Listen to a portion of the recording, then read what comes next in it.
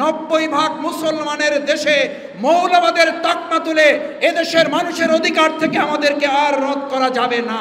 বিগত 15.5 বছরের যারা স্লোগান দিয়েছিল বাংলাদেশকে উন্নয়নের রোল মডেলে পরিণত করেছে, প্রকৃতপক্ষে আমাদের এই দেশ মানুষ লক্ষ্য করেছে উন্নয়নের রোল মডেলের পরিবর্তে বাংলাদেশকে পৃথিবীর মানচিত্রে দুর্নীতির রোল মডেলে তারা পরিচিত করে তুলেছে। তারা আমাদের হাইওয়েতে তুলে দেওয়ার কথা বলেছে, এক্সপ্রেসওয়েতে তুলে দিয়েছে।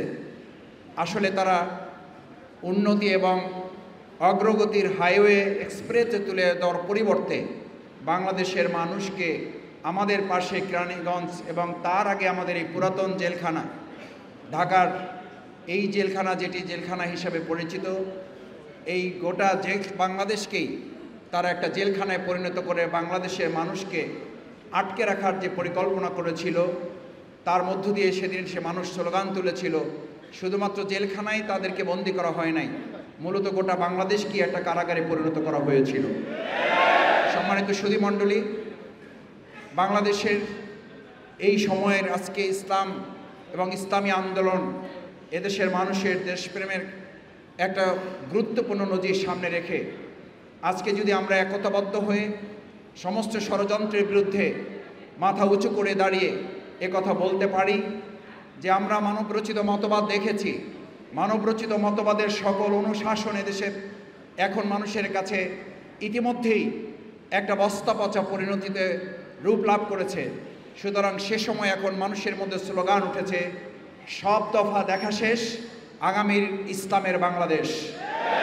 আজকে এখানে যারা এসছেন, বাংলাদেশ জামাত ইসলামী সেই ইসলামের আহ্বানের কথাই আপনাদেরকে নতুন করে আরেকবার আপনাদের সামনে তুলে ধরতে এসেছে। আসুন, মানুষের তৈরি করা কোনো মতবাদ দিয়ে সেই সময়ে আবু জেহেল আবু লাহাবরাও তো জ্ঞান বিজ্ঞানে উন্নয়নের দিকে তারা এগিয়ে গিয়েছিল, তারাও তো তথ্য প্রযুক্তির কথা তখনও জানতো। সেই আবু জেহেল আবু লাহাবদের কাছে মহাগ্রন্থ আল কোরআন ইসলামের অনুশাসন না থাকার কারণে আবুল হেকামরা যদি আবু জাহালে পরিণত হয়, আজকের যুগের যত বড় দলের নেতা হোক, যত তন্ত্র মন্ত্র তারা তৈরি করুক, আজকের যুগেও মহাগ্রন্থ আল কোরআন ছিল, আছে এবং থাকবে। সুতরাং মহাগ্রন্থ আল কোরআনের বাইরে যারা থাকবে তারা আবুল হেকাম হবে না, তারা আবু জেহেলই হবে। মানুষ আর আবু জেহেলের পিছনে ঘুরতে চায় না। মানুষ এখন খোলাফায়ে রাশেদার মুহাম্মদুর রাসূলুল্লাহ সাল্লাল্লাহু আলাইহি সাল্লামের সেই অনুশাসনের দিকে ধাবিত হয়ে উই ওয়ান্ট জাস্টিস, ছাত্র জনতার সেই স্লোগানের দিকে ফিরে যাওয়ার জন্য মহাগ্রন্থ আল কোরআন এবং ইসলামের ভিত্তিতে দেশ পরিচালনা করতে চায়। আমি সম্মানিত সুধীমণ্ডলীকে অনুরোধ করতে চাই, আসুন বাংলাদেশ জামাত ইসলামী আজকের এই প্রাণপ্রিয় মাতৃভূমি বাংলাদেশ শহর ঢাকা মহানগরীকে ইসলামের মহানগরীতে পরিণত করতে চাইলে, বাংলাদেশের রাজধানী ঢাকা, ঢাকাকে ইসলামের রাজধানীতে পরিণত করতে পারলেই গোটা বাংলাদেশে আমরা ইসলামের আন্দোলনের, ইসলামের অনুশাসনের একটা সুন্দর উদাহরণ আমরা পেশ করতে পারবো।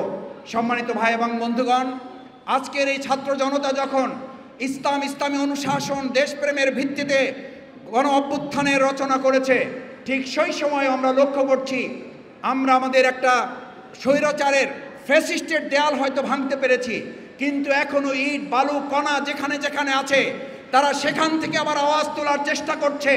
এদেশের মানুষের চিন্তা দৃষ্টিভঙ্গি 90% মুসলমানের চেতনাকে আবার মৌলবাদের নাম দিয়ে তারা কেউ কেউ সমালোচনা করছেন।